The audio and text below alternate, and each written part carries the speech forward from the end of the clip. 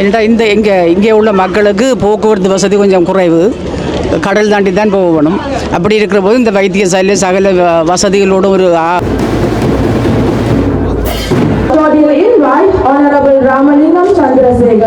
1954 ஆண்டு இங்கு ஒரு மகப்பேற்று மருத்துவமனை மட்டும் திறந்து வைக்கப்பட்டது.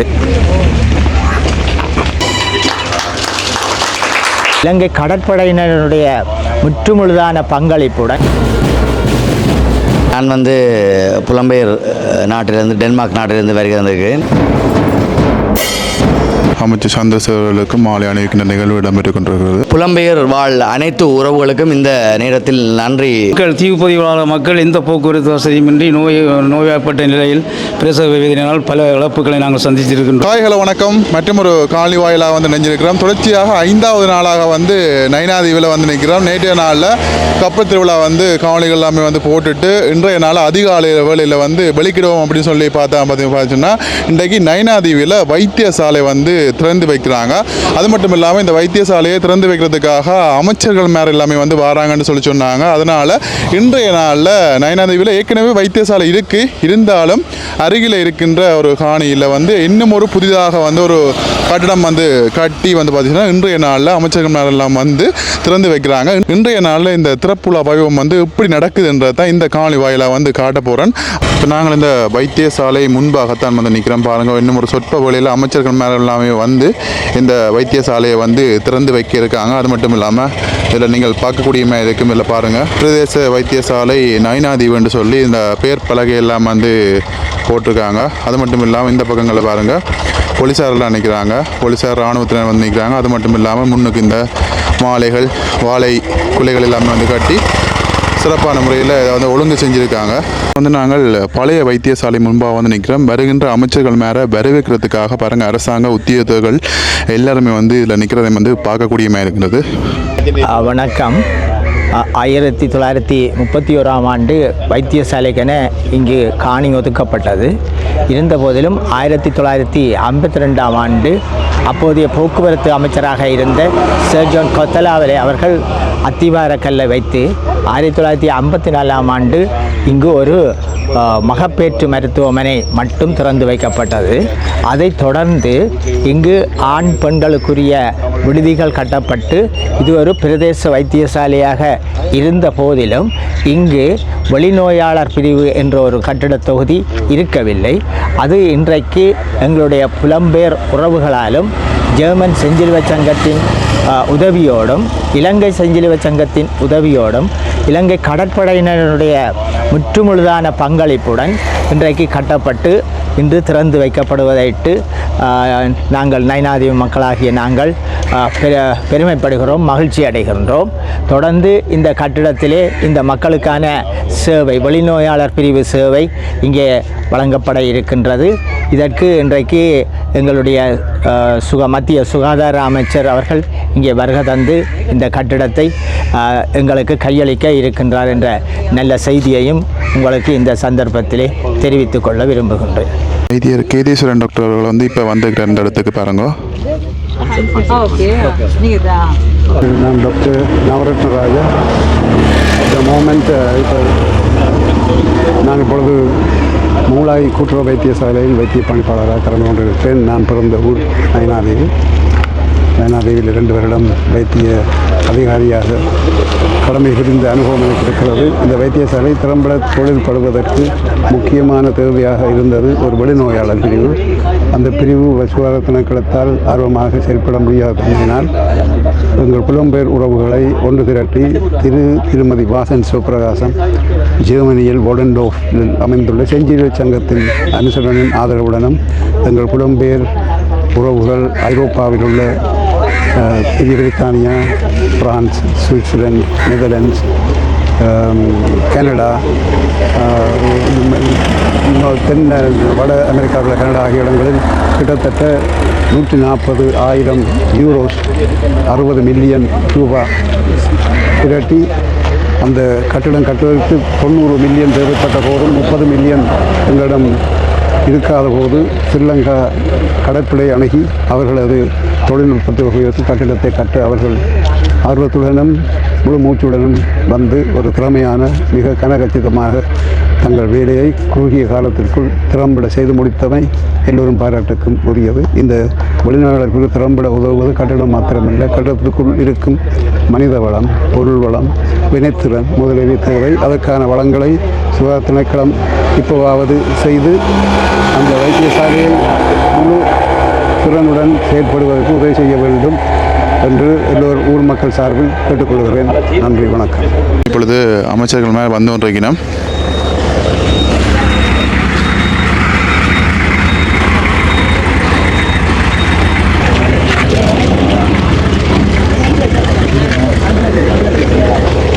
அமைச்சர் சந்திரசேகரோடு சேர்ந்து வந்து பார்த்துச்சுன்னா சுகாதாரத்துறை அமைச்சர் மேலே வந்திருக்கிறோம்.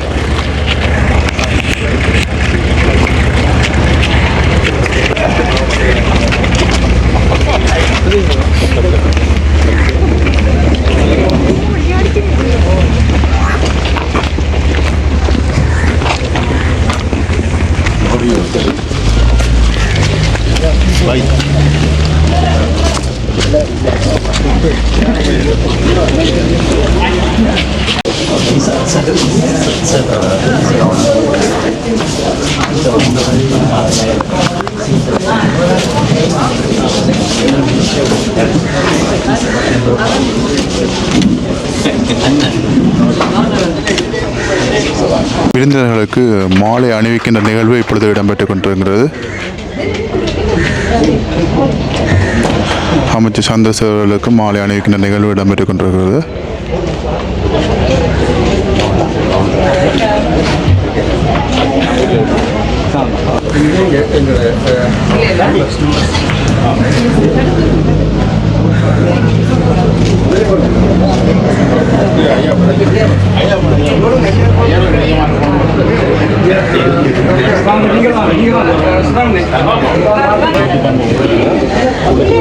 தொடர்ச்சியாக வருகை தந்திருக்கின்ற அத்தனை விருந்தினர்களுக்கு மாலை அணித்து கௌரவிக்கின்ற நிகழ்வு இப்பொழுது தொடர்ச்சியாக இடம்பெற்றுக் கொண்டிருக்கின்றது.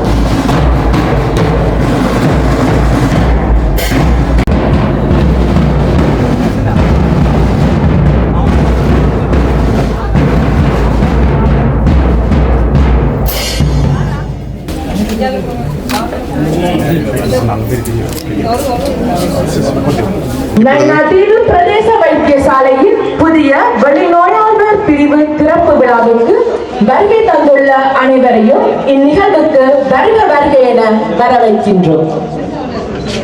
இந்நிகழ்வை இறை ஆசியுடன் தொடங்கி வைப்பதற்கு முதலாவதாக மங்கள விளக்கேற்ற நிகழ்வு இடம்பெறும்.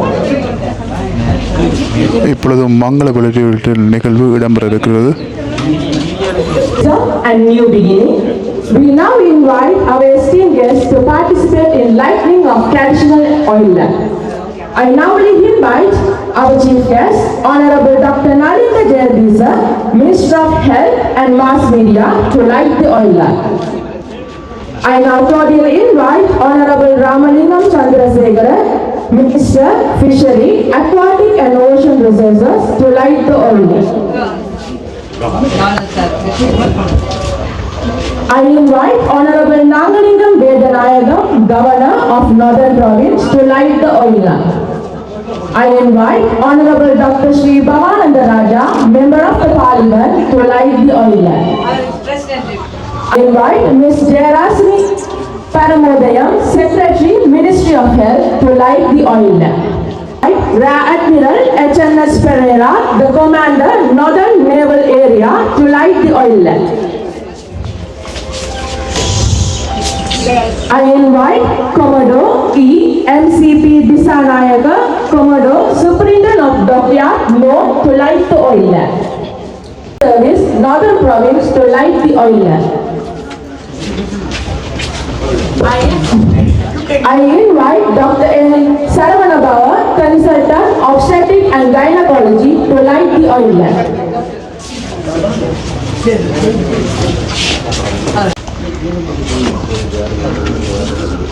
I invite Dr. Mahesh Gunasekara, Director General of Sri Lankan Red Cross Society, to light the oil for the unveiling of commemorate plate and Carter River.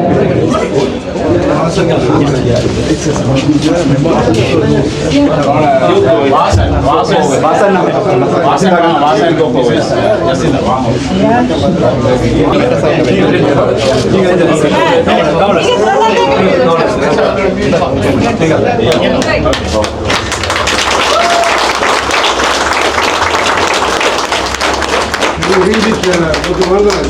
Yes. Can you read it in loud and clear? Yeah.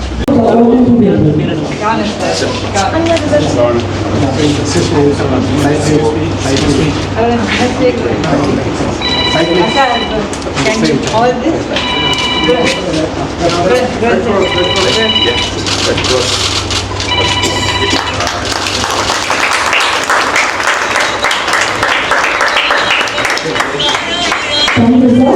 Now we want to invite you to join the guided tour of our newly opened outpatient department. The tour will be led by our Divisional Medical Officer, Dr. Jansen. தற்போது புதிதாக கிடைக்கப்பட்ட நமது வெளிநோயாளர்களுக்கு பட்டியலில் உள்ள பார்வையிலிருந்து இங்கு கூடியிருக்கும் நமது விருந்தினர்களை அன்புடன் கலந்துள்ளோம்.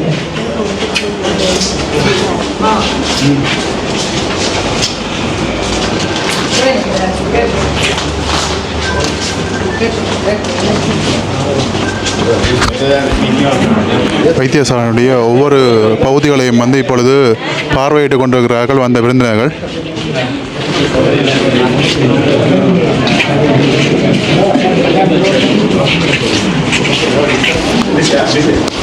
Thank you so much.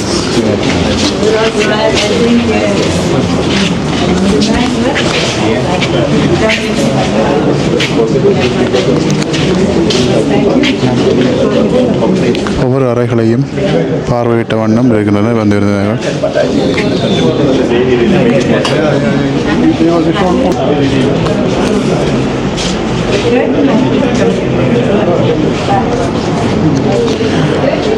எவ்வளோ விருந்தினர்கள் இங்கே வந்துக்கான்னு சொல்லி பாருங்கள். இந்த வைத்தியசாலையை திறந்து வைக்கிறதுக்காக பொதுமக்கள், விருந்தினர்கள், அமைச்சர்கள் சொல்லி எல்லாருமே இந்த இடத்துக்கு வருகை தந்திருக்கிறார்கள்.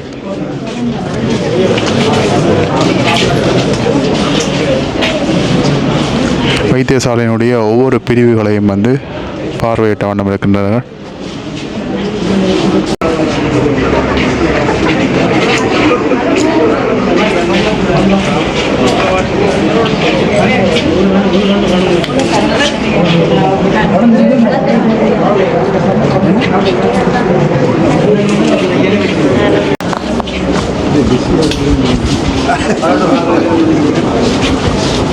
இன்றைய நாளில் நயனாதீவில் வந்து புதிதாக ஒரு வைத்தியசாலை கட்டடம் ஒன்று திறந்து வைக்கப்பட்டிருக்கிறது. இந்த வைத்தியசாலை கட்டடம் வந்து மக்களுக்கு வந்து எவ்வளவு முக்கியத்துவம் வாய்ந்தது, அதை மட்டும் இல்லாமல் இந்த கட்டிட தொகுதியை வந்து யார் அனுசரணையோட கட்டிக்கிறீங்க? ஆமாம், நன்றி. நான் வந்து புலம்பெயர் நாட்டிலிருந்து, டென்மார்க் நாட்டிலிருந்து வருகிறேன். புலம்பெயர் உறவுகளால், நயனாதி உறவுகளாலும், ஜெர்மனி செஞ்சிலுவை சங்கம் ஊடாகவும் இந்த வைத்தியசாலை புதிதாக நிர்மாணிக்கப்பட்டு இன்று ஆடி மாதம், ஜூலை மாதம் 12ஆம் தேதி வெகு சிறப்பான முறையில் இங்கே பல இலங்கை அமைச்சர்கள் மற்றும் வைத்தியத்துறை சார்ந்த பெரியவர்கள் அனைவரும் பங்கு கொண்டு இந்த திறப்பு விழாவை சிறப்பாக நடாத்தி கொண்டிருக்கின்ற இந்த வேளையிலே புலம்பெயர் வாழ் அனைத்து உறவுகளுக்கும் இந்த நேரத்தில் நன்றி பகிர்வது சால சிறந்தது நினைக்கின்றேன். அந்த வகையில் அனைவருக்கும், புலம்பெயர் உறவுகள் அனைவருக்கும் இந்த வைத்தியசாலை சார்பாக இங்கே நானும் ஒரு புலம்பெயர்ந்தவன் என்ற வகையில் நன்றி கூறிக்கொண்டு, இந்த நயனாதீவு மண்ணில் இந்த வைத்தியசாலை மிகவும் இன்றியமையாத ஒன்றாக இருக்கின்றது. சிறு சிறு நோய்களுக்கே நாங்கள் யாழ்ப்பாணம் செல்லும் அவல நிலை இங்கே பலரை வாட்டி வதைத்து கொண்டிருக்கின்றது. அந்த வகையில் இந்த வைத்தியசாலையானது பல உதவிகளை இன்றிலிருந்து வழங்கும் என்ற ஒரு பெரு நம்பிக்கையோடு பல இங்கே வசதிகளோடு இந்த வைத்தியசாலை அமைக்கப்பட்டுள்ளது. பல் சிகிச்சையாக இருந்தாலும் சரி, கண் சிகிச்சையாக இருந்தாலும் சரி, நாங்கள் சிறு சிறு நோய்களுக்கு யாழ்ப்பாணம் போக தேவையில்லை என்ற அளவுக்கு சகல வசதிகளோடு இந்த வைத்தியசாலை சிறப்பான முறையில் அமைக்கப்பட்டுள்ளது. இன்றிலிருந்து அதன் சேவைகள் ஆரம்பமாக உள்ளது. இந்த சேவையை நயனாதீவு மக்கள் தவிர இந்த தீவு பகுதியில் வாழும் அனைத்து மக்களும் பெறக்கூடிய வாய்ப்பை இந்த வைத்தியசாலை வழங்கும் என்ற பெரு நம்பிக்கையோடு விடைபெறுகின்றேன். நன்றி. எங்களை நாட்டுக்கு வர வந்ததுக்கு மிக்க நன்றி. உங்களை பல யூடியூப்பில் நான் பார்த்துருக்கிறேன். யூரோப்பில் நான் லண்டனில் இருந்து வந்தேன். நான் இந்த மண்ணை சேர்ந்தவன் தான். 1958ஆம் ஆண்டு டிஎஸ்என்காவல் பழைய கட்டடம் கட்டப்பட்டது. போக்குவரத்து வசதியோ இல்லாத காலங்களில் ஒரு பிரசவ வைத்தியசாலை மட்டும்தான் இங்கே இருந்தது. மற்ற சிகிச்சை நிலையம் ஒன்றும் இங்கே இருக்கையில். இதை தொடர்ந்து மக்கள், தீவு பகுதியில் மக்கள் எந்த போக்குவரத்து வசதியுமின்றி நோய்வாய்ப்பட்ட நிலையில் பிரசவ வேதனையினால் பல இழப்புகளை நாங்கள் சந்தித்திருக்கின்றோம். அந்த வகையில் புலம்பெயர்ந்த எங்களாலும் ஜேர்மன் ரெட் கிராஸ் அமைப்பின் உதவியுடன் இது ஆரம்பிக்கப்பட்டு பல கஷ்டங்கள் இன்னல் மத்தியில் பல சட்ட நுணுக்கங்களுக்கெல்லாம் நாங்கள் தாக்கப்பட்டு பல பிரச்சனைகளை சந்தித்திருக்கின்றோம். ஆனால் இலங்கை கவர்மெண்ட்டும் நேவியும் எங்களுக்கு மிக உதவியாக இருந்தார்கள். அவருடைய உதவியோடு தான் இது நிறைவேற்றப்பட்டது. இந்த வைத்தியசாலையானது தீவு பகுதியிலே மிகவும் பிரதானமாக அமையும். ஏனென்றால் அகிலாண்ட கோடீஸ்வரி அன்னை நாகபூஷணி வீற்றிருக்கின்ற புனித பூமி இது. இந்த மண்ணுக்கு வருகிறதாகவே நோயிற்றவர்கள் அருவாசி நோயை போக்குவதாக இதிகாசங்களும் புராணங்களும் இருக்கிறது. அந்த வகையில் இந்த வைத்தியசாலை மிகவும் புனித ஸ்தலமான ஒரு அமைப்பில் அமைந்திருக்கிறபடியால் சகல நோயாளர்களும் இங்கு வைத்திய உதவியை பெற்று நல்ல தேக ஆரோக்கியமாக வாழ்வார்கள் என்ற நம்பிக்கை நமக்குண்டு.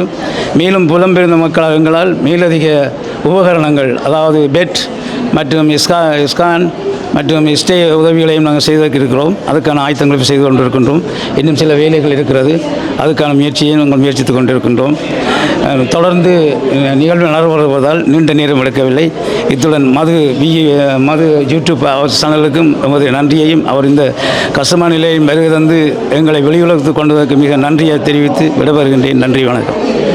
விருந்தினர்கள் வருகை தந்த மக்களுக்கு என ஒதுக்கப்பட்ட இந்த மண்டபத்திலே வந்து பார்த்தீங்கன்னு சொன்னால் சிறப்பு நிகழ்ச்சிகள் மற்றும் சொற்பொழிவுகள் வருகை தந்த விருந்தினர்கள் உரையாற்றி இருக்கிறார்கள். இன்னும் ஒரு சொற்பொழிவில் அந்த நிகழ்ச்சியை நீங்கள் தொடர்ச்சியாக பார்த்து கொள்ளலாம். உங்களோட மண்ணில் வந்து புதிதாக ஒரு வைத்தியசாலை வந்து திறக்கப்பட்டிருக்கு. ஏற்கனவே இருந்தாலும் இன்னொரு கட்டிட தொகுதி வந்து திறக்கப்பட்டிருக்குது. இது மக்களுக்கு வந்து எவ்வளவு பயன்பாடாக இருக்குமென்னு நினைக்கிறீங்க? ஏன்னா இங்கே உள்ள மக்களுக்கு போக்குவரத்து வசதி கொஞ்சம் குறைவு. கடல் தாண்டி தான் போகணும். அப்படி இருக்கிற போது இந்த வைத்தியசாலை சகல வசதிகளோடு ஒரு வைத்தியசாலை அமைப்பது மிகவும் மகிழ்ச்சிக்கும் வரவேற்கவும் தக்கது. நன்றியா. வணக்கம் அக்கா. வணக்கம் வாங்கள். இந்த மண்ணில் வைத்தியசாலை இருந்தாலும் மேலதிக ஒரு கட்ட தொகுதி வந்து புதுசாக வந்து கட்டப்பட்டிருக்குது. இது தொடர்பில் உங்களுடைய கருத்து என்ன? மிகவும் வரவேற்கத்தக்கது. வசதி குறைவான இடம் நயனாதீவு இருந்தாலும் இப்போ முன்னேற்றமான பல விஷயங்கள் நடந்து கொண்டிருக்கு. அதில் இந்த விஷயம் வந்து எல்லாராலையும் வரவேற்கத்தக்கது என்று தான் கூற வேண்டும்.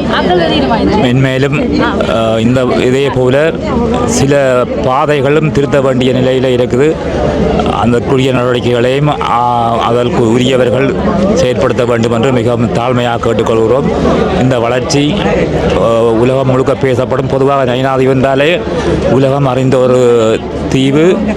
அந்த சிறப்புகள் நிறைய பெற்ற அந்த அம்பாளின் அருட்கடாட்சம் என்றும் நிலைத்திருக்கும். அதே போல பல வசதிகள் இன்னும் நிறைய நடைபெற வேண்டும், நடக்கும் என்ற நம்பிக்கையுடன் எல்லாருக்கும் உரிய வாழ்த்துகளும் வணக்கங்களையும் கூறி அன்புடன் நிறைவு செய்கின்றேன். Of our ceremony, we kindly invite Mr. S. Vasan to present the token of appreciation to the esteemed guest. Arumuga Bhaskara Gurukul Adina, Chief Priest of Hum, Sri Kamachi Amman Kovil, Germany.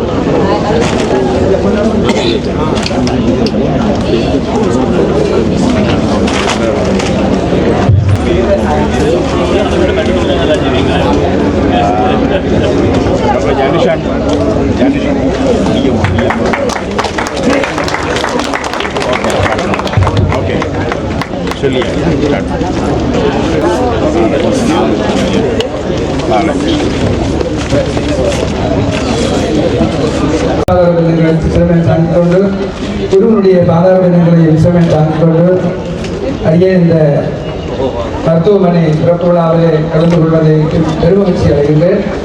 இந்த மருத்துவமனையானது இந்த ஊருக்கு மிகவும் ஒரு பொருத்தமானதாகவும் மிகவும் முக்கியமானதாகவும் தெரிகின்றது. அத்தோடு இந்த மருத்துவமனையை பல சிரமங்களுக்கு மத்தியிலே நமது நாட்டிலே வாழ்கின்ற திரு வாசன் குடும்பம் அவர்கள் அந்த பகுதியுடைய உள்ள மத்திய கிராம மக்களையும் சேர்த்து வேறு நாட்டு மக்களையும் ஒன்று திரட்டி இந்த திருப்பணியை மிக சிறப்பாக நடத்தியிருக்கின்றார். அவருக்கு எங்களுடைய பரிபூர்ண ஆசைகளும் மேலும் இந்த சிறப்பு விழாவுக்காக வந்திருக்கின்ற அனைவருக்கும் இந்த நாட்டினுடைய அரசாங்க அதிகாரிகள், இந்த நாட்டில் இந்த ஊரில் வாழ்கின்ற அதிகாரிகள் எல்லோருக்கும் நம்பிக்கை இருந்தவர்களும் குருவுடைய ஆசையும் பரிபூர்ணமாக கிடைக்க வேண்டும் என்று பிரார்த்தித்து, நோயற்ற வாழ்வே குறைவற்ற செல்வம் என்று சொல்லப்படுகின்றது. ஆகவே நோய் நொடி இல்லாமல் தனதானிய சம்பத்தோடு ஆனந்தமாக வாழ வேண்டும் என்று சொல்லி ஆசீர்வதிக்கின்றேன். நன்றி ஐயா. அடுத்து கௌரவத்தை ஏற்று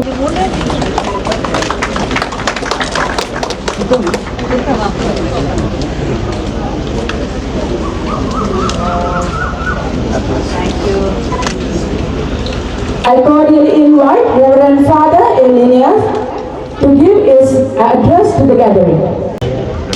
பெரியோர்களே, சான்றோர்களே, கல்விமான்களே, இங்கே இருக்கிற அரசாங்க உத்தியோகத்தர்களே, அனைவருக்கும் நேர வணக்கத்தை தெரிவித்துக் கொள்கிறேன்.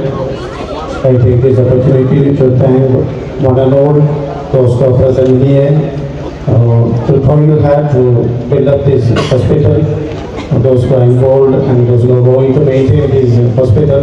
So we are very grateful to you.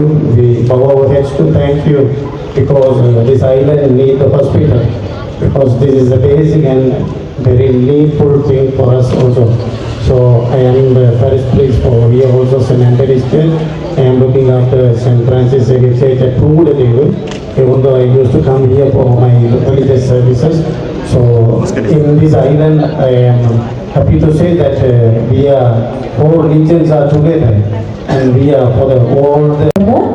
Moulavi Nukman Mohammed Israth Jumma mosque Nainativu ஐயா அவர்களை மேடைக்கு அழைக்கின்றோம்.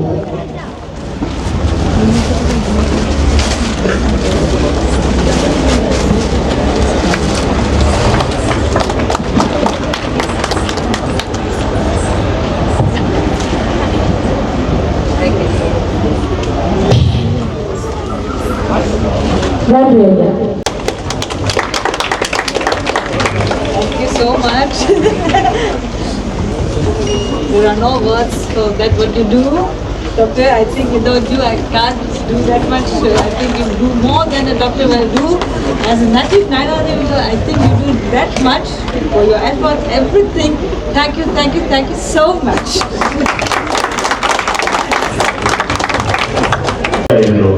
இத்திட்டத்தினை நிறைவேற்றுவதில் முக்கிய பங்காற்றிய திருமதி வாசன் சிவபிரகாசன் மற்றும் ஜசிந்தா சந்திரகுமார் அவர்களின் தனிப்பட்ட பங்களிப்பும் ஜெர்மன் போராட்ட ரெட் கிராஸ் மற்றும் புலம்பெயர் தேசங்களில் வாழும் நைனாதிவு மக்கள் நிதியுதவியுடன் இத்திட்டம் நிறைவேற்றப்பட்டுள்ளது. அத்துடன் ஜெர்மன் போராட்ட ரெட் கிராஸுடன் இணைந்து இலங்கை செஞ்சுரி சங்கம் ஸ்ரீலங்கன் ரெட் கிராஸ் சொசைட்டி இணைந்து இத்திட்டத்தினை அனுசரணை வழங்கியது சிறப்பாக குறிப்பிடப்பட வேண்டியதாகும். வடமாகாண சுகாதார சேவைகள் திணைக்களம், பிராந்திய சுகாதார சேவைகள் திணைக்களம் மற்றும் வடமாகாண கட்டட திணைக்களம் என்பவற்றின் நேர்த்தியான நிர்வாக கட்டமைப்பும் இத்திட்டத்தின் வெற்றிக்கு உறுதியாக அமைந்துள்ளது. அத்துடன் இக்கட்டட தொகுதியின் கட்டுமான பணிக்கு துரிதமாகவும் நேர்த்தியாக நிறைவேற்றுவது ஸ்ரீலங்கன் நேவியனுடைய அளப்பெரிய சேவை மிகவும் பக்கபலமாக அமைந்துள்ளது. அன்னை நாகபூஷணியின் பாதார் பிந்தங்களை பணிந்து கொண்டு இங்கே வருகை தந்திருக்கின்ற மதக்குருமார்களுக்கும் பிரதம சிறப்பு விருந்தினர்களுக்கும் என் உயிரினும் மேலான நைனாதிவு மக்களுக்கும் அடியனின் பணிவார்ந்த வந்தனங்கள். இங்கே அமைந்திருக்கின்ற இந்த ஓபிடியானது குறிப்பிட போனால், இதை பற்றிய வரலாறை சொல்ல போனால் எனக்கு இன்றைய நாளை போதாது. இது ஒரு வலி சுமந்த பிரசவத்தில் பெற்றெடுத்த பிள்ளையாக நாம் கருதுகின்றோம். பல இன்னல்கள், பல வேதனைகள், பல இடர்பாடுகள், பல நாட்களின் பின் இன்று இங்கே நிறைவேற்றப்பட்டிருக்கின்றது எம்பிராட்டியினுடைய முழு அருள் என்றுதான் நான் கூற வேண்டும். 2017ஆம் ஆண்டு முகநூலிலே அறியப்பட்டு எமது வைத்தியசாலையினுடைய நிலைமையை அறிந்து இந்த வைத்தியசாலைக்கு ஏதாவது ஒன்று நாம் செய்ய வேண்டும் என்று யோசித்து எனது மனைவியாகிய ஜெசிந்தா அவர்கள் தனது தொழிலதிபராகிய ரெட் கிராஸ் வாண்டோப்பின் மிஸ்டர் ஜென்ஸ் பேட்டா அவர்களை சந்தித்து இவ்வாறு எங்களுடைய வைத்தியசாலை நிலைமை இருக்கின்றது, ஏதாவது ஒன்று செய்தர முடியுமா என்று கேட்டபோது தன்னால் முடிந்த ஒரு பங்களிப்பை நான் செய்வேன், நீங்கள் அங்கு சென்று உண்மையிலே என்ன செய்ய வேண்டும் என்று கேட்டு வாருங்கள் என்று சொன்னார். யாரென்றே அவருக்கு தெரியாது, நைனாதீவு எங்கு இருக்கின்றே தெரியாது. நாங்கள் மிகவும் ஆழ்பமாக எங்களுடைய வைத்தியசாலையும் எங்களுடைய மக்களுடைய நிலைமையும் அவருக்கு எடுத்து கூறினோம். அந்த வகையில் இங்கே வந்து அப்போது இருந்த RHS டாக்டர் நந்தகுமார் அவர்களை உடனடியாக சந்தித்து அவரோடு எமது ஸ்ரீலங்கா ரெட் கிராஸ் சொசைட்டியின் எஃப்னா பொறுப்பாளராக இருந்தவர்கள், அதாவது இப்பயும் இருக்கின்றார், பிரசிடென்டாக இருக்கின்றார், அவரோடு இணைந்து மிஸ்டர் பிரகாஷ் அவர்கள் இணைந்து எங்களுடைய இந்த நிலைமைகளை நேரடியாக இங்கே வந்து பார்த்து திட்டங்கள் டிபார்ட்மெண்ட்டோடும் வந்து பார்த்தபோது அவர்கள் சொன்னார்கள், இதனை திருத்த முடியாது, புதிய கட்டிடத்தை தான் கட்ட வேண்டும் என்று. அதற்கான மதிப்பீடு 13 கோடி ரூபாயாக தரப்பட்டது. அது ஒரு பெரிய சுமை, பெரிய தொகை. இதனை நாங்கள் உடனடியாக முடிவெடுக்க முடியாது. நாங்கள் ஜெர்மன் ரெட் கிராஸிடம் சென்று இதனை கூறிய போது அதற்கு என்ன செய்யலாம் என்று அல்பமாக சிந்தித்து ஜெர்மனுடைய அரசாங்கத்தினுடைய அபிவிருத்தி நிதியை எடுக்கலாம், அதன் மூலம் இதனை செய்யலாம் என்று ஒரு திட்டங்கள் சேகரிக்கப்பட்டன. அந்த நிலையிலே அவர்கள் சொன்னார்கள், ஜெர்மன் இதற்கு பொறுப்பானவர்கள், உங்களிடம் ஒரு குறிப்பிட்ட அளவு முதலீடு இருந்தால் மட்டுமே கிட்டத்தட்ட 750,000 யூரோக்கள் தேவை இந்த திட்டத்துக்கு, அதனை செய்ய முடியும் என்று. அதற்காக என்ன செய்யலாம் என்று யோசித்த போது உலகளாவிய ரீதியில் பறந்து வாழ்கின்ற நைனாதிவு மக்களை நான் காணொளி மூலம், வீடியோ மூலம் அவர்களுக்கு இந்த திட்டத்தை பற்றி விளங்கப்படுத்தியிருந்தேன். ஒவ்வொரு மன்றங்களுக்கும் கடிதங்கள் அனுப்பியிருந்தேன். அவர்கள் ஆரம்பத்தில் மிகவும் ஒத்துழைத்தார்கள். ஒவ்வொரு சுவிஸ் அபிவிருத்தி கழகத்தில் முதலாவது எனது பேச்சை செய்திருந்தேன். அவர்களும் பிரான்ஸ், கனடா, மணிமேகலை மன்றம், UK என்று பல இடங்களிலிருந்து நமக்கு பணங்கள் நேரடியாகவும் வாழ்கின்ற உலகளாவிய வாழ்கின்ற நைனாதி மக்கள் நேரடியாகவும் ஜெர்மன் ரெட் கிராஸுக்கு எங்களுடைய பணத்தை அனுப்பி வைத்தார்கள். அந்த பணம் கூடி எங்களுக்கு இதனை செய்வதற்கு காணாமல் இருந்தது. விலை தளம்பல், உள்நாட்டு கலவரம், கொரோனா போன்ற பல காரணிகள் எமது திட்டத்தை நீளடித்துக் கொண்டே செல்கின்றன. நிச்சயமாக நீங்கள் புரிந்து கொள்ள வேண்டும், இது ஒரு பாரிய அளவில் பெரிய ஒரு திட்டம், சர்வதேசம் சம்பந்தப்பட்ட திட்டம். ஜெர்மனியிலிருந்து இலங்கையில் நைனாதீவில் இதை செய்வதாக இருந்தால் நாம் எவ்வளவு அதிகாரிகளையும் டிபார்ட்மெண்ட்களையும் எவ்வளவு பணிமனைகளையும் நாம் சந்தித்திருக்க வேண்டும். உடனே கட்டி முடிக்கவில்லை என்ற மனஸ்தாபமான எங்களை தாக்கக்கூடிய முகநூல்களில் கொச்ச வார்த்தைகளால் பல துன்பங்கள் எம்மை வந்து சேர்ந்தன. இருந்தாலும் நாங்கள் எடுத்த முடிவில் திடமாகவே இருந்தோம். காசு தந்தவர்கள் ஒரு வருடத்திலே பணத்தை திருப்பி தரும்படி எங்களை மட்டுமல்ல ஜெர்மன் ரெட் கிராஸையும் மிகவும் துன்புறுத்தி இருந்தார்கள். அந்த நேரத்திலே புரிந்துணர்வு என்பது எங்களிடம் காணவில்லை. இருந்தாலும் விடாமுயற்சி ஒரு பலனை கொண்டு வரும் என்ற வாக்குக்கிணங்க பல முயற்சிகளை செய்து கொண்டிருக்கின்ற வேளையிலே கடவுளால் அனுப்பப்பட்டது போல டாக்டர் நவரத்னராஜா இந்த வைத்தியசாலைக்கு ஒரு வைத்திய சேவையை செய்வதற்காக கனடாவில் வந்திருந்தார். அவர் மூலமாகவும் இங்கே இருக்கின்ற சாது திசநாயக்க தேரர் அவர்கள் மூலமாகவும் டாக்டர் பவானந்தராஜ் அவர்களுடைய அந்த எங்களுடைய பெண் ஆண் விடுதிகள் திருத்துகின்ற அந்த நேரத்திலே நேவி இலங்கை கடற்படையினர் இதனை தாங்கள் செய்து தருவதாக ஒத்துக்கொண்டார்கள். அந்த நேரத்தில் எங்களுக்கு கிடைத்த ஒரு வரப்பிரசாதமாக அமைந்தது. எங்களிடம் இருக்கின்ற இந்த பணத்தை வைத்து அவர்களுடைய அந்த கட்டுமான பணிகளில் இதனை செய்யக்கூடியதாக இருந்தது. கிட்டத்தட்ட எங்களுடைய சேர்க்கப்பட்ட காசு இதற்கான பொருட்களை வாங்க இலங்கை செஞ்சிலுவை சங்கம் முழு ஒத்துழைப்போடு, அதாவது டாக்டர் டிஜி மகேஷ் குணசேகர் அவர்களை நாங்கள் தொடர்ந்து அவர்களை இந்த எங்களோடு தொடர்பில் வைத்திருந்தோம். அவர் மூலம் இதனை செய்து அவ்வளவு பொறுப்பையும் ஆரம்பத்தில் மிஸ்டர் பிரகாஷ் அவர்களும் அதனைத் தொடர்ந்து சுகந்தன் அவர்களும் இதனை செய்திருந்தார்கள். 90 மில்லியன் பெறுமதியான கட்டணம் இங்கே இப்போது அமைந்திருக்கின்றது. அதில் 45 தொடக்கம் 50 மில்லியன் யூரோ 45 தொடக்கம் 50 மில்லியன் ரூபீஸ்கள் இந்த கட்டணத்திற்குரிய பொருட்களாக இருக்கின்றன. அந்த வகையிலே நாம் இதனை விரைவாக கட்டி முடிக்க வேண்டும் என்று எங்களுடைய பிராந்திய சுகாதார சேவைகள் பணிப்பாளர் டாக்டர் கேதீஸ்வரன் ஐயா அவர்களும் கட்டிடங்கள் திணைக்களமும் ஜெர்மன் ரெட் கிராஸும் இலங்கை கடற்படையினரும் இலங்கை ரெட் கிராஸும் சேர்ந்து ஒரு கூட்டு முயற்சியாக 2 வருட காலத்திலே இதனை செய்து முடித்தோம். அம்பாளுடைய பௌர்ணமி தினத்திலே தீர்த்தமாடுவதற்கு செல்கின்ற போது அவளுடைய பாதார விந்தங்களிலே அடிக்கல் வைக்கப்பட்டு 2 வருடத்திலே அவளுடைய ஆசையோடு அவளுடைய பாதார விந்தங்களிலே படம் வைக்கப்பட்டு இங்கே பால் காய்ச்சப்பட்டது. என்றுமே ஒரு புதுமையான தெய்வமாக இருக்கின்ற அந்த அம்பிகையை நான் இந்த இடத்தில் நிச்சயமாக கூற வேண்டும். 9 மணிக்கு நாங்கள் அடிக்கல் நாட்டு இருந்தோம். நான் பல பேரிடம் அம்பிகையினுடைய நிர்வாகத்திடமும் பல பேரிடம் கதைத்திருந்தோம். அம்பிகை வருகின்ற போது எனக்கு அடிக்கல் எடுத்து தர வேண்டும், 1 வருடத்தில் ஒரு முறைதான் அம்பிகை இதாக வருவார் சொன்னார்கள்.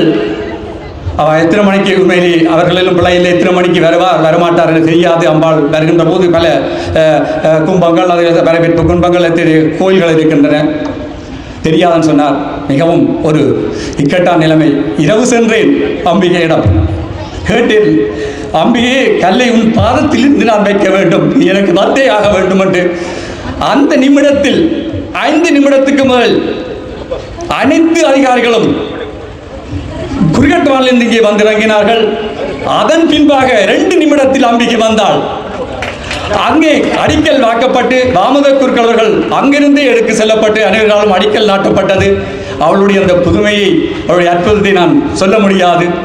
அப்படிப்பட்ட அந்த அம்பிகையினுடைய அற்புதத்தினால் என்று இது நிரம்பி வழிகின்ற ஒரு பூரணமடைந்த ஒரு வைத்தியசாலையாக இருக்கின்றது. முறையில் நீங்கள் பார்வையிடலாம். இன்று உத்தியோகம் இருக்கின்றோம். அந்த தேவைகளை அவர் நிவர்த்தி செய்வார் என்று எங்களுடைய முழு நம்பிக்கை இருக்கின்றது. உங்கள் சார்பாகவும் எங்கள் சார்பாகவும் அதை கொடுக்க இருக்கின்றோம். நாங்கள் உங்களுக்கு சகல வசதிகளுடன் கூடிய இந்த வைத்தியசாலையை அமைத்து தந்திருக்கின்றோம். நைனாதீவு மக்களாகிய நீங்கள், பாடசாலை மாணவர்கள், பாடசாலை ஆசிரியர்கள் சுழற்சி முறையில் இங்கு வந்து இதனை பராமரித்து இந்த கட்டிடம் இப்போது எப்படி இருக்கின்றதோ அதே மாதிரி நீங்கள் எல்லோரும் ஒற்றுமையாக திரு ஆறுமுக பாஸ்கர குருக்கள் அவர்களுக்கும் இந்த நேரத்திலே நன்றியும் வாழ்த்துக்களையும் கூறி உங்கள் அனைவருக்கும் எனது அன்பார்ந்த பணிவார்ந்த நன்றிகளையும் கூறி விடைபெற்றுக் கொள்கின்றேன். நன்றி வணக்கம். The service of Dr. P.K. Navaratna Raja for this OPD project. Thank you, Mama. Thank you. Thank you. Mama, short ஆக சொல்லி விடுனா இதுங்க. Thank you for coming, sir. Media, what the problems are, I hope you will help them after we go. Nana, don't forget them. Yeah, we need your help for everything. We just go. You are here and you will keep them. Then how? We will get.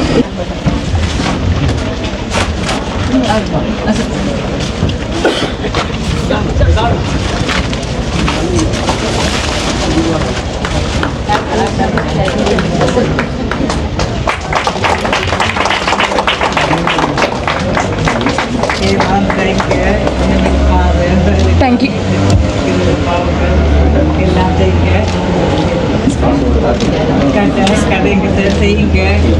Thank you, sir.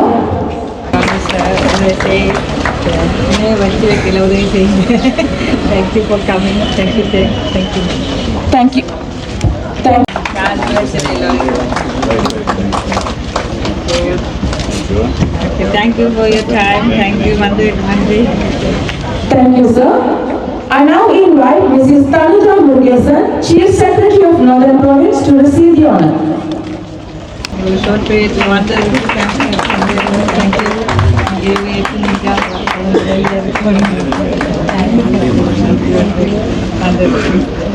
Thank you, madam. I now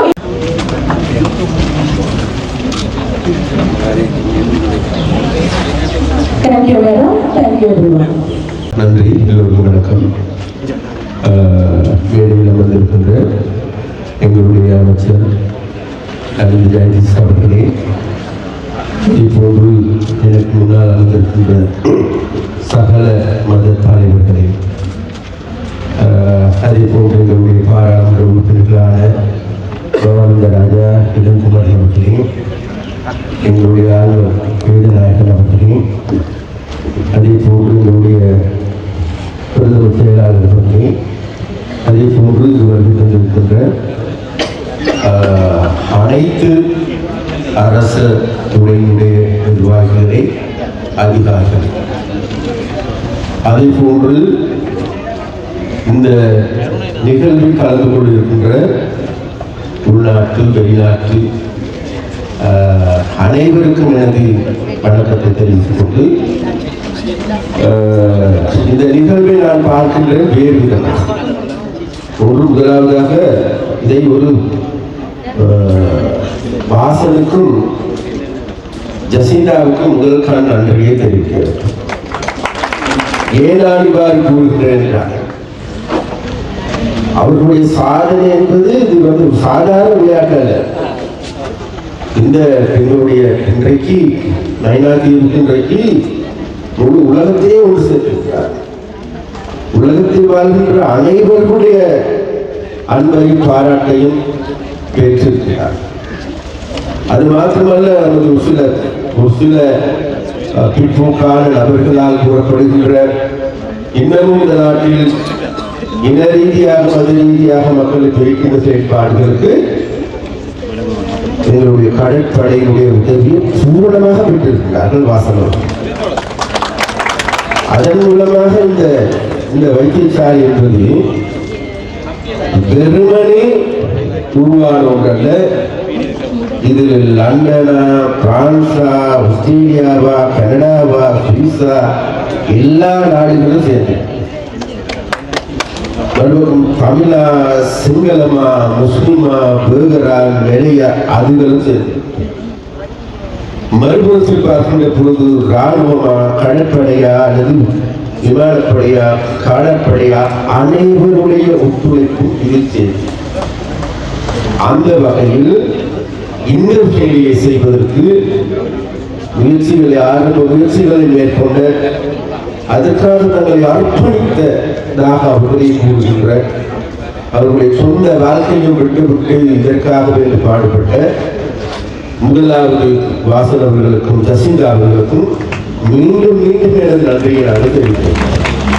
அதே போன்று நான் இந்த இடத்தில் வருகின்ற பொழுது Jacinda அவர்கள் குறிப்பிட்டார்கள், அதுவும் எங்களுடைய ஊரில் பல குறைபாடுகள் இருக்கின்றது, இவைகளை நிவர்த்தி செய்யும். ஜசிந்தா அவர்களே, நாங்கள் இதற்கு முன்பு நடந்த எங்களுடைய டிசிசி கூட்டத்தில் விசேடமாக நயனத்தீவு சம்பந்தமாக இருக்கின்ற போலீஸ் நிலையம் ஒன்று இல்லை, அது சம்பந்தமாக பேசப்பட்டிருக்கிறது. அது மாத்திரமல்ல, இங்கு இருக்கின்ற எண்ணெய் நிரப்பு நிலையங்கள் இல்லாத ஒரு குறைபாடு, அதற்கும் நாங்கள் கவனத்தை செலுத்தியிருக்கின்றோம். அது மாத்திரமல்ல, இங்கு இருக்கின்ற வீதிகள் புனரமைக்கின்ற வேலைகளை முன்னெடுக்க வேண்டும் என பலருடைய கோரிக்கை இருக்கின்றது, அதையும் நாங்கள் செயல்படுத்தியிருக்கின்றோம்.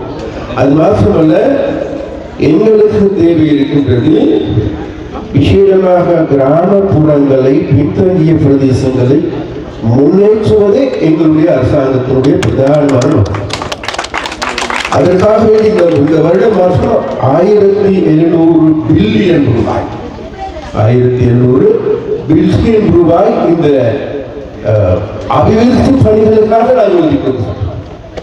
இலங்கை வரலாற்றில் ஒரு அரசாங்கம் முதலீடு செய்திருக்கின்றது, அபிவிருத்திக்கான முதலீடு செய்திருக்கின்ற அதிகமான தொகை இந்த வருடம் எங்களுடைய ஜனாதிபதி அன்பரின் கீழ் காணலாம்.